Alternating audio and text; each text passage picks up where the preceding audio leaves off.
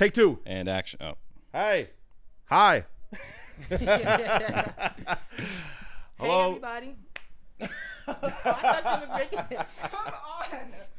Hey, guys. This is Actors Unlocked, and we are here with Michael. My name is Remy Morgan. I'm Timothy Thaxton, And I'm Gene Castillo. and this is Actors Unlocked. Boom. This is Actors Unlocked. Today we have, for our guest, we have a very good friend of mine. He underwent studies in the New York Conservatory for Dramatic Arts and is currently undergoing studies at the Neighborhood Playhouse. Mr. Michael Longo, welcome to the show. Thank you, Gene. It's good to be here. What? That was a good introduction. That was. It was. Thanks. Thank you. Killing I pride myself in it. Yeah. So we're here. We're finally back here for another interview. We'll ask you a couple of questions. Obviously, like mostly industry related, acting related. We'll just bombard you with them, like all three of us, and Cool. keep Hit that me. conversation going. Quick shooting. Yeah, Quick shoot. Sounds good. We'll. You know what? Why don't you start, Remy, this time? Okay, so I do have a question. What was the thing you said about the Playhouse thing? The Neighborhood Playhouse. What is that? The Neighborhood Playhouse is Sandy Meisner's. Well, I don't know if I'm actually not sure if he founded it or he just made it known. I guess I'm a terrible representative for it, but that was It's okay. that was where he taught out of, I think, for like most of his teaching career, I believe. And I'm taking private classes there with James Brill, who trained under him directly. Nice. Yeah. That's cool. So it's a Meisner-based Okay. acting school. Yeah. I kind of like that idea of private teaching or whatever. Is it a small class or it's It is. by yourself? No, it's a small class. It's like 9 kids. I think there's less now because someone recently left. Yeah, which I like. Do you... I don't know what else I can ask because I want to talk about the school, but like... Go ahead. Yeah. Fine. Ask whatever you want. So, I know you're from Connecticut, and when did you, decide to move to New York to pursue your acting career? I didn't move to New York. I still commute from Connecticut, but Oh, word. yeah. But I moved around a lot, and I recently moved back to Stanford. I was in upstate New York and then Florida for a period of time. Recently came back to Stanford and am living with my mom since COVID. And then since COVID was inspired, I did some background work for an HBO series called I Know This Much Is True. And that was my first time on an official set. And I just fell in love with being on a set and going in hair and makeup and getting in a costume and stuff and talking to other actors. I was a personal trainer when I did that, and it just stole me. Just being on a set just stole me from my career. I wound up getting fired from my personal training job because I was just Wait, skipping personal days. trainer working out? Yeah, Dang. in a Crunch Fitness. Yeah, I don't want to say which one, I guess, because that might No. Please don't. Oh. Yeah. Oh gosh, it's Yeah. raining so What hard. Liability purposes, Sure. please don't. Should I hide the brand of this coffee too? No, to turn not. it down. It's a local business. Turn it down, Oh, actually. that makes sense. Cool. Yeah, that Gotham way, Coffee yeah, you Roasters, could, my number one, you can promote it. Yeah. my number one coffee. I love Gotham, honestly. No, I really do. They're great, yeah. Okay. So yeah. I got a question. How did the New York Conservatory of Dramatic Arts set you up? Wait, guys, I'm sorry. One second. Before we continue, Talking to you it? guys weren't here. No. Talk into the front of it. So see this logo? You want to talk into that side. Oh, okay. Yeah, I forgot to. Yeah. Okay, no shade. We back. So what I was trying to say was, how did NYCDA set you up to go out and be in these rooms? At the What do you mean? Playhouse. Okay. Basically, you know how we already learned Meisner. Do you think that they set you up in a good way to go out into the world and know the business and Yeah. be able to I guess, take what you learned here and showcase it in a different way, and then, you know what I mean? Yeah, I think so. Like, well, because the Neighborhood Playhouse is also a class, right? Like, so it's another, but it's like an extended. It's a concentrated. Yes, concentrated on Meisner, whereas like NYCDA gives you Meisner, but I feel great Meisner here too. But it was just the 1 year of Meisner. Yeah.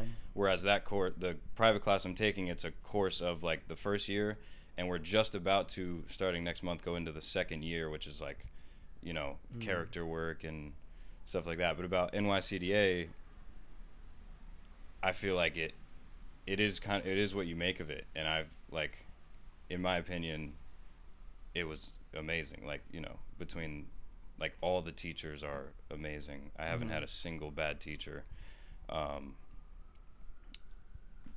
Yeah.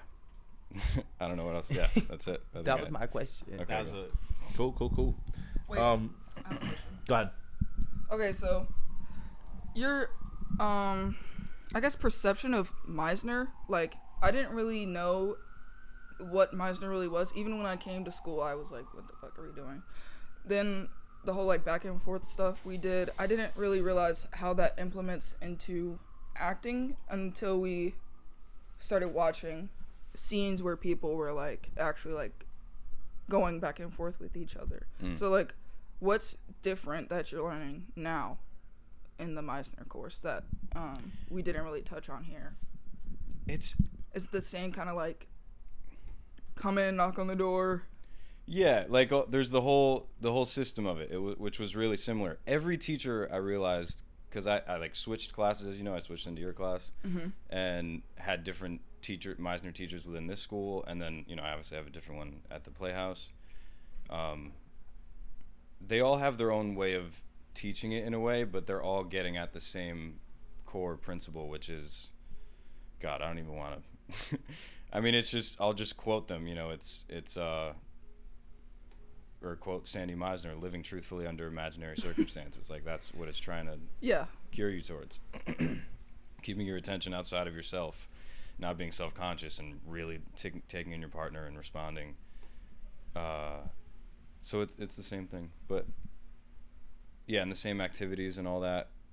I haven't gone to the second year just yet. We're about to start that, so that's where I'll start getting into stuff that we haven't done here. But yeah, it's pretty much the same. Okay. Well, okay. Take it away. Well, I'm gonna take it for a question. And I'm kind of privy to this because, you know, I've seen you you know, in doing this before. By the way, Mike was my roommate for like almost a year. He failed to mention that he lived in New Jersey, but he totally did. That's right. East Orange, baby. You have omitted our time together. I'm sorry, Anyway. buddy. It's all good. Some of the best times of my life living with Gene. Yes. It's good times. Thank you. Thank you for acknowledging that. Is there anything you must do without fail to prepare for a day on set? Is there like a ritual you do the night before, the day of? How does that look like for you? What does it consist of? What do you do? I mean, absolutely, there's a ritual, but I think a different one presents itself for each scene or whatever that I do, like. But usually the one that doesn't change is my lines on flashcards. You know, I should have them internalized, but, you know, I go through a cycle of listing them in my head.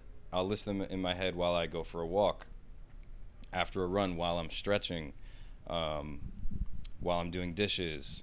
I get them in my head as soon as possible, so no matter what I'm doing, I can just be running through them. And then when I can, I'll sit down and just like, I'll try to speed write through all the lines. So I'll just like write it out constantly. If there's any point where I like have to stop and think, oh, it's this word, I write that sentence over and over again, then go back through the whole thing. So I'm just like combing through all the lines so I know I have them. Even articulating them, it's like in my like physical memory with my tongue and breathing, like just you just have that rhythm of like saying the lines. So then I can that has helped me just feel more relaxed and actually be able to do the living truthfully under imaginary circumstances in the moment, you know. Boom. Yeah. I also know, point this out, I also know that you do some type of voice work, Yeah. you know, like almost every day. Yeah. So Yeah, that's regardless of if I have work or not to be working on. I'm doing, so not always every morning. I go for like a walk and stretch in the morning, but I seem to like doing it mostly at night, where I go through certain like Kristen Linklater specific voice exercises that I've learned. Remy's like, yep. And as we should all do, and Yeah. I will confess that I do not. I haven't done that. Rolling on the floor.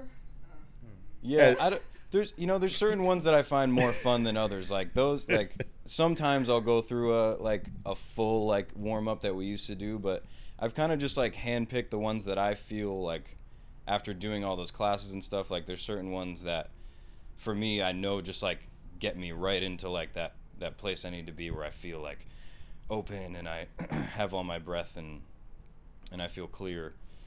And it's mainly like, I don't know, do you want me to say which ones? Like which? Go ahead. Okay. Yeah. Well, I do have a question though. Do they let you warm up before you do class, or you have to warm up before? Yeah, you kind of like on your own time. Yeah, once class starts, it's like we're doing it. But I'll find a moment, like if I'm like outside the door, I'll like do some rib expansion stuff or whatever, just to like work out nerves or something. But yeah. Every time I go through, like, I have like a little bookshelf in the corner of my apartment, and the Kristen Linklater book like stands out like a sore thumb because it's like yellow. Yeah. Right? Every time I see it, it's just like I just feel like she's looking back at me, and I feel ashamed. Judging. Yeah, because I'm like, she's like, this whole world. you haven't been focusing on your techniques. You hear whose voice is it? Is it Brett's or Eileen's? No, it's a voice. I can't identify it, Just but this godly. it's Actually British. it's a voice. yeah.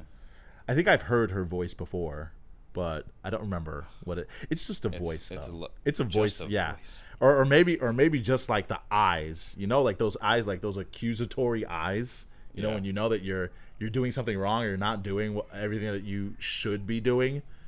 Those are the eyes. Yeah. That sounds like your higher self Yeah, it's kind of thing. Hold on, let me find one of these questions I want to ask you. I thought you were about to. in the meantime, I'll. Oh, okay, I got one. Oh, you got it. Yeah, Okay. Do you think today's actors are different from the actors like 20 years ago, 15 years ago? Do you think their acting has changed in a way? Not AI, but Okay, yeah. I I don't even consider that acting. AI. Yeah. I don't know. I'm like. I mean, 20 years ago I was 4. So like I don't know. But you've seen. See older movies, yeah, like You've seen older Yeah, movies, yeah, like- yeah. Like, what's your opinion on that? Yeah. Versus like stuff that you see today. Yeah, I think I don't know. I mean, that's tough to answer. I think because it's like with actors, like Gene and I were just talking about this, like the types of actors that are chosen to be in a lot of the movies, the actors that we're exposed to largely, I think they're chosen in a different way. I don't know. I mean, I think there's just as many great actors, and culture changes, so I think the genuine nature of people looks a little bit different, but I think there's just as many genuine good artists and actors out there, I would say. I mean, I think people have always been people. I agree with you. Yeah. Well, this is another question that I have. Like, just basically, how do you deal like with day-to-day stress and then going into the Playhouse, or like just leaving that at the door? The expression says it all. Oh. What's that? So the expression says You had this sigh like, How do I? Yeah, day-to-day stress is. how do I? Yeah. Do I deal with it? Sometimes I do. Sometimes I don't. Sometimes I'm just a wreck in class. I'm still learning how to deal with it. You know, I think that's just part of learning myself.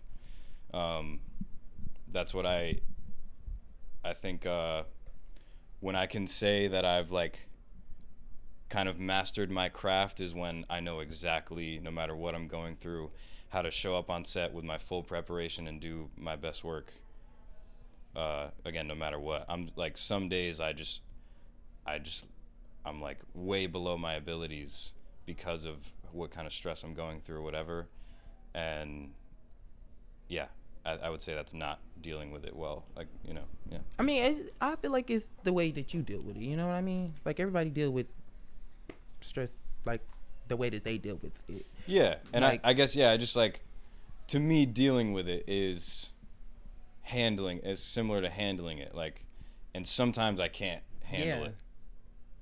The way I handle it when I do feel like there's sometimes I feel, you know, proudly, you know, that's just natural. Like when I feel really stressed, how am I going to do this? And I overcome that, and I show up for myself in the way that I wanted to. That it's an in the moment, like it's an improvisation. I feel like that. Yeah, it's like the skill of yourself and your tool. You know, as an actor, we refer to ourselves as like we're the instrument. It's like in that moment, I knew how to like work my instrument. Period. Yeah. I like that. I think my next question is going to kind of piggyback off of yours to a certain extent. It's a good question. I like that. Yeah, definitely. I totally agree. Because stress is something that definitely, you know, it could come at us from like different things, you know, like it could be something that we went through, you know, in school, or something that we went through at home or on the street or whatever. Just about anything that kind of like punctures, you know, like that safety that we have could, like, that safe zone that we have could like stress us out, you know. But in that vein, whenever you receive notes, you know, of any type, you know, whether it's positive or negative notes, I guess let's focus on the negative notes, because those are the ones that get us, that hit us harder. How do you deal with that now versus how you dealt with that when you were here at NYCDA? Is it a different? Do you deal with it in much the same way now as you did before, or have you developed a different way, a better way, or a worse way to deal with that feeling, you know, of notes? Because sometimes, you know, I mean, sometimes acting notes can be construed as like, you know, some form of criticism, but, you know, sometimes, yeah, you know, but like, yeah, I guess you're saying instead of like accolades, if it's like correction, like you didn't do this, I want to see this, or something like that. Yeah. Absolutely, I've learned to handle them better, but it's weird. Like I still battle with like getting, you know, especially like, you know, Meisner. In the beginning, I really didn't know how to handle this. I'm very ADHD, so let me try to zone in. You learn to take things personally in Meisner. So that I found was a hard switch to flip off.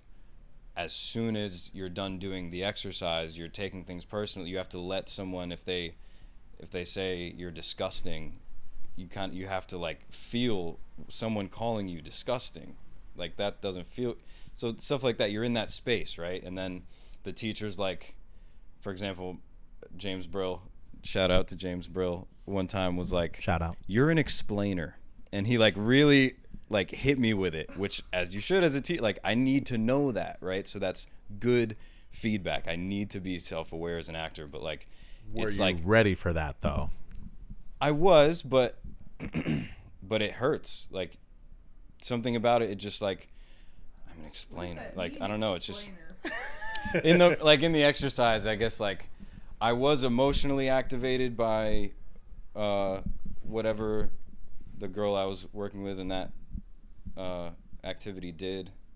But I explained why I was upset instead of just expressing like you're hurting my feelings or whatever it was. Yeah. Okay. I expressed the emotion, but what I said, he was like, don't explain it, because that kind of like dilutes your moment of like experiencing it. And I felt that, and yeah, that was extremely useful. But just in the moment of him saying you're an explainer. But when at that place, like, you know, I was at the Neighborhood Playhouse. At that point, that was a specific moment where, yeah, it hurt, you know, but it's something I'm now able to realize, like, yeah, I need to know that. So that's good. But like, so it does inevitably, it's just part of, you know, I don't not feel it. I don't know if I'll ever get to that place where I'm just like numb to the criticism, where it's just totally neutral. I think it's always going to feel a certain way, but I learned how to process it in the later moments on my train ride home or whatever. I'm not thinking like, oh, I'm an explainer. This is just who I am now. I'm a terrible actor because he thinks I'm an explainer. You know, like you don't dwell on it. I don't dwell on it. Right. Yeah. So the it's title can change. well, right. That's it. Yeah, right. It's like that's why he's telling me, so I can then, so I'm aware of it, and then I can make the adjustment. Yeah. So it's keeping that hope of like, okay, well, I can change that. Yeah.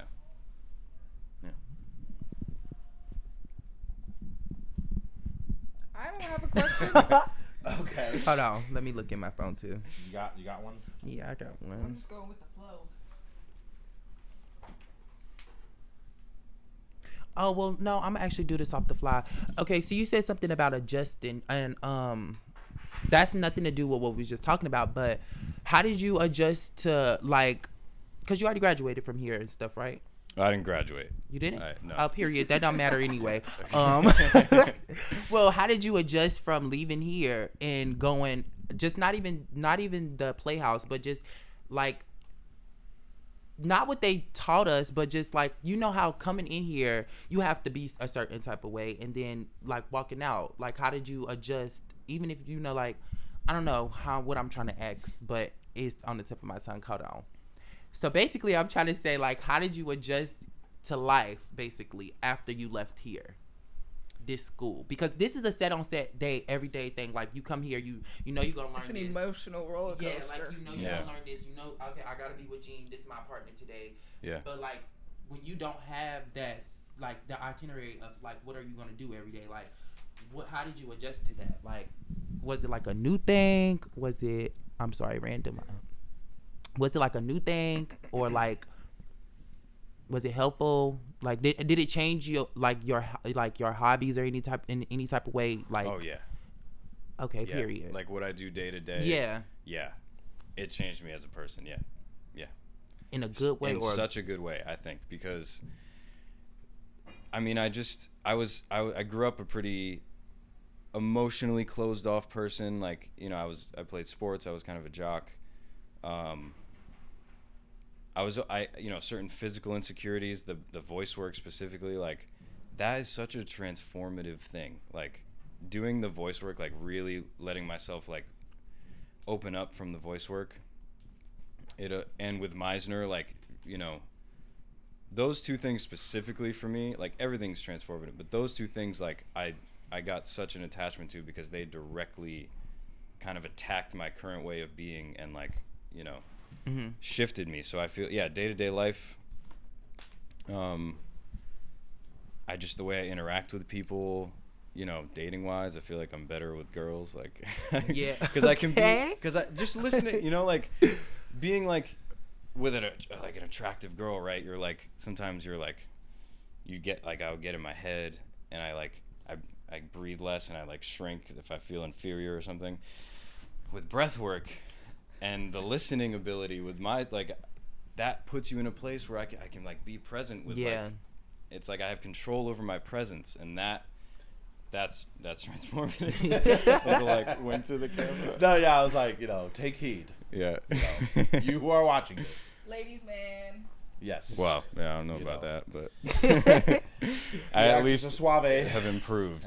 I've improved in that way, at least. Yeah. So it's kind of helped you in like in every aspect of your life. Yeah. Kind of. And that's a lot. Like, and that's a big part of what has, like, I was so interested in learning the real thing, and that's kind of what's confirmed throughout my process of learning how to act and becoming an actor.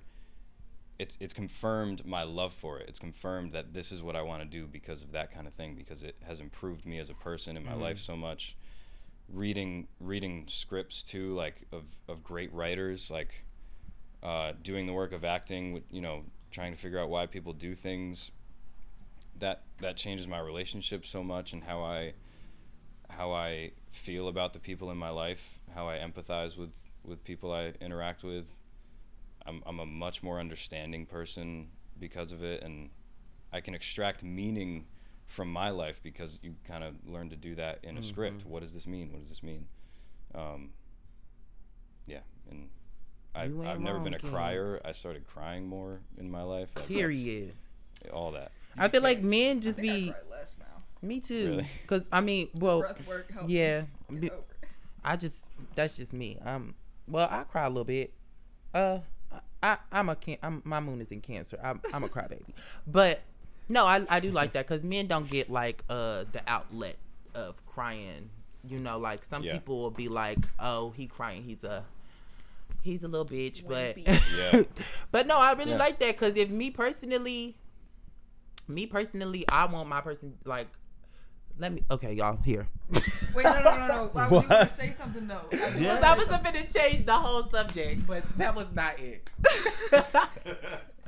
I just wanted to say real quick. I'm sorry, I didn't want to interrupt you, but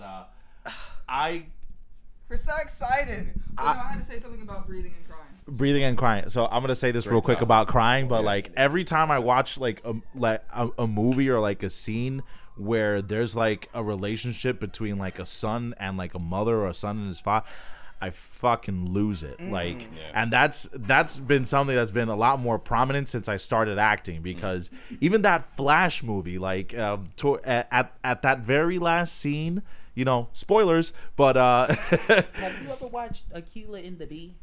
I was watching. I haven't. Have you? No. It's with Keke Palmer. Aquila And she's and the Bee? yeah, she's like in this spelling bee, and like her mama. Wait, I think I did watch that. The spelling bee movie. Yeah. Yes, I was literally watching it yesterday, and like what you were saying, was like younger. yeah, she was really young, and like when like the relationship between her and her mama, it was like it really touched my heart, because like you would really think that was like her real mama, you know, like I don't know, it was like because they was in the middle of Crenshaw, and they had like she had so many kids, and like basically the son. It was just a lot, but the relationship between all of them, it was very strong. And I don't know, just you seeing that, that reminded me of yesterday. That really touched my heart, because I was like, damn, that's something that a mama would really say. Like, if you are here, Actors who are moms, actors who play the character of moms, I don't know how they do that shit. no, for real. Cause you really got to take your own. You got to put you. I don't know. Like, cause what if you didn't have kids? You know. It's your soul for real. they have to get there, and a lot of them don't get there. But the ones that get there, you know, like they do like very like transformative like performances, really deep performances, I would say. And I cry all the time. So every time it's good, it's like really good, I'm just like I tear up, or Yeah, I just me fall. too. I have to tear up, because I don't know, especially if I'm watching a movie with like one of my friends or something, like I be feeling it, because I'll take my own like intake of life and put it in within the movie or whatever, and I will not let them see me cry. That's just me though. Like I'll be crying, that. but like I just won't let you see me cry. Yeah. Cause then I'll be like, okay. Sometimes I'd much be like this. Yeah, I look away. I definitely look away. Like, you know, I gotta go to the It's bathroom. like Friends. What happened? No, I feel that too. Like I'd rather watch movies alone, especially like sometimes watching movies with someone that it's like a similar relation. You have a similar relationship to them as the one that's happening in the movie. Yeah. That's hard too, because it's like it's so like. It's like, is that how you feel confronting. about Yeah. me Yes. or something? Yeah. Most definitely. Yeah. I like watching movies alone more than ever because I just want to be so in it, like just just with myself. Yeah. God. You had something to say about breath and Oh yeah. Well, I did want to say like, so it's kind of off topic. I don't know how to really phrase this, but one of my friends is a police officer, and I was telling him how in acting we like try to open up our emotional, like expand our emotional like width or whatever, like the width band or whatever, how much we could tolerate with our emotions. Yeah. And I was telling him like, oh, like I love it when a guy cries, you know, like when my like the person that I'm close to, if they're comfortable enough to cry in front of me, it's like, That's what I was saying. come here. It kind of make you feel like. But yes. What? No, I was going off what you were saying. But then he was like, as Americans or whatever, as men in America, you can't really like cry like that because people will see you as weak, and like people will start like taking advantage of you. Because I was like, I'm gonna teach my kid to like he could show his emotions, you know. But like, what do you think about that? Like, Oh, it's kind of it's sickening, yeah. But it's like it's such a reality. but do you I understand? don't know. Do you think I that feel that? Is that what you mean? Yeah, like Yeah. I agree. That's the case. Like as a male, it was really hard for me to like open up as an actor and become an emotional person. It still is, like Because people are mean for no reason. yeah. I don't know exactly where it comes. I don't know like why that's the case. If it's totally wrong. Like there's certain types of professions that males will typically get into that really people in the army or any kind of military profession, your emotions don't help you seemingly. I don't know. What do you think? I don't like. No, I mean it's definitely a social stigma.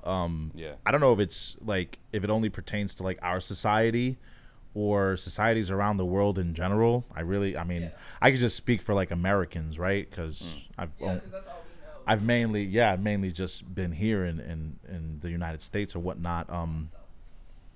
Let me speak for myself. Yes. But I mean, totally agreeable. Like, in the military, it's a very we are trained to ignore our emotions to a certain extent because we can't have anything get in the way of the mission. Yeah, the mission is like we're literally conditioned to be like robots in the military. We have to be here at this time doing this job, for as long as it takes. And if we're tired, if we're hungry, if we feel any sort of way, and this goes for males and females, we pretty much have to learn how to scratch that. Like, save it. If you cry, cry in the latrine by yourself. Cry whenever you're reading your Dear John letters or a Dear John letter is basically when your girlfriend writes to you and says that she can't be with you anymore because of this, that, or the third. Girlfriend or boyfriend. That's what a Dear John letter is. Damn. That's what they call in the, it's a movie. Yeah. But it's because of that, it's because of the Dear John movie. Yeah. And then, So I think like that there's it depends on what you do like that, like emotions, we should have control over them, whether it's to be able to put them aside for a moment where they're not helping us with whatever we have to do. But as an actor, you need to like be totally free but still have control over your emotions. Like there is an element of like being able to like shove some stuff down that you're experiencing to get to the character, because that's probably not what what Because you'd whatever be you're feeling in this doing circumstance. personally might not serve the character or the story. Yeah. I totally agree with that. Yeah. So I was gonna ask you a question, but Oh, go ahead. I won't. Go ahead. Yeah. Did you feel like that? Because I know you, and you're admirably resilient. And Thank you. Of course. Do you think that would you credit that to being in the military? And like is there a benefit to being able to Be a robot. just Bureau. It's a not combination be of a lot of victim things. to your emotions? Yeah. Okay, cool. Thank you, brother. It's a combination of a lot of things. The military, definitely.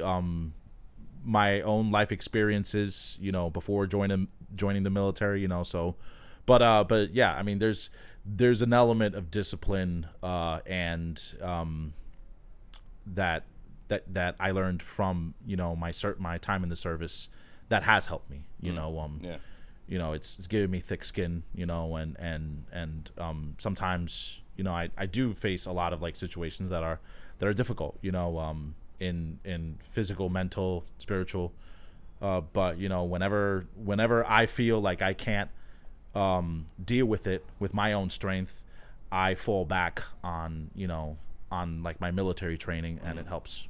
So yeah, that's why I think like it's not totally bad, right? This like emotional kind of like skating over with like that men deal with, like I think part of it comes from a place that like it's useful to like, but there's that balance with everything, exactly. Yeah, definitely so. I feel so bad for oh my God, I don't want to say it like this because I am a man too, right?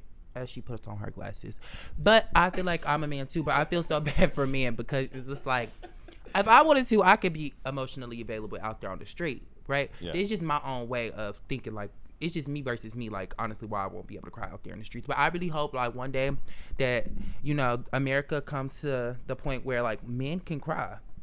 Like, right here, right now, if Jean wanted to cry. That'd be weird. But no, I do. Cry monkey. Oh my God. Are you okay, dude?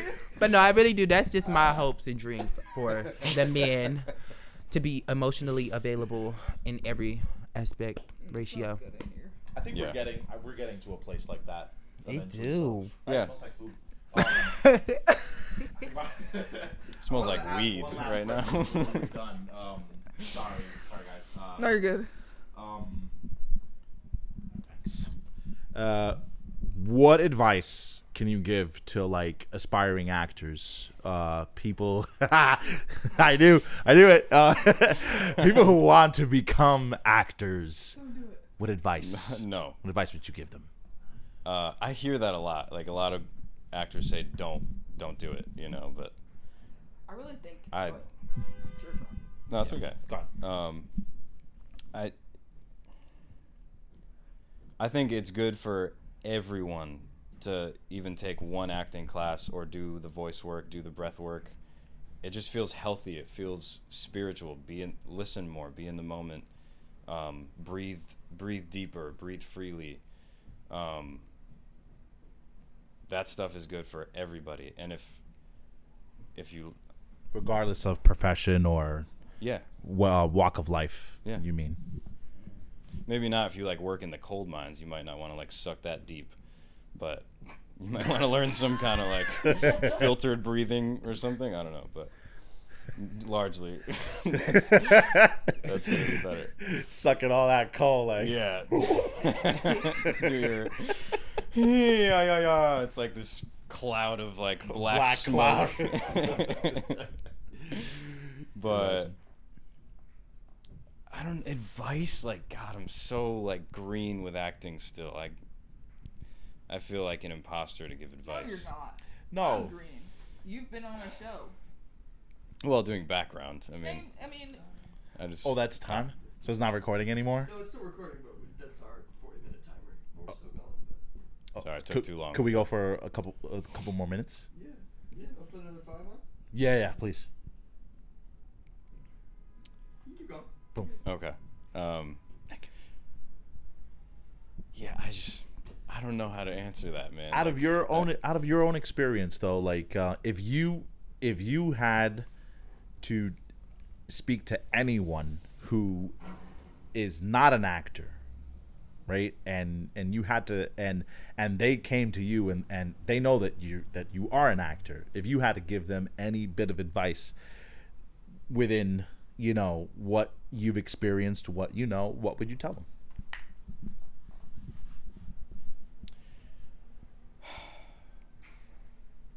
See, I Don't do drugs, kids. definitely that. That's a that would doesn't really it does.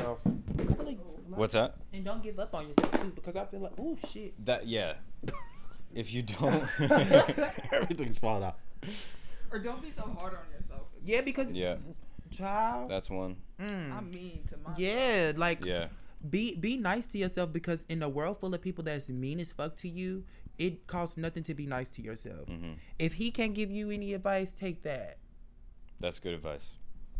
Cause Be nicer to yourself. yeah, because Don't take on the voice of haters and negative people, because it's so easy to internalize that, you know. Mm-hmm. Yeah, think for yourself. I would never tell anyone to do act. If are you saying like someone that wants to do acting? Yeah, somebody that wanted to do acting Wants to do acting and they're asking me for advice. because they know that you're an actor. Yeah. Oh man, commit to it. Commit to it. Don't commit to it. Yeah. That's it. 100%. Oh man, yeah. well, y'all have it here. I'm TT, I'm Remy. And I'm Gene. and that concludes Actors Unlocked. Thank you, Michael, for coming. Thank you. Thank you, That was- Michael. Thank you for all your questions. I was like, wait, hold on, I did forget something. Thank you so much, brother. Yeah, of course. Of course. Thank you.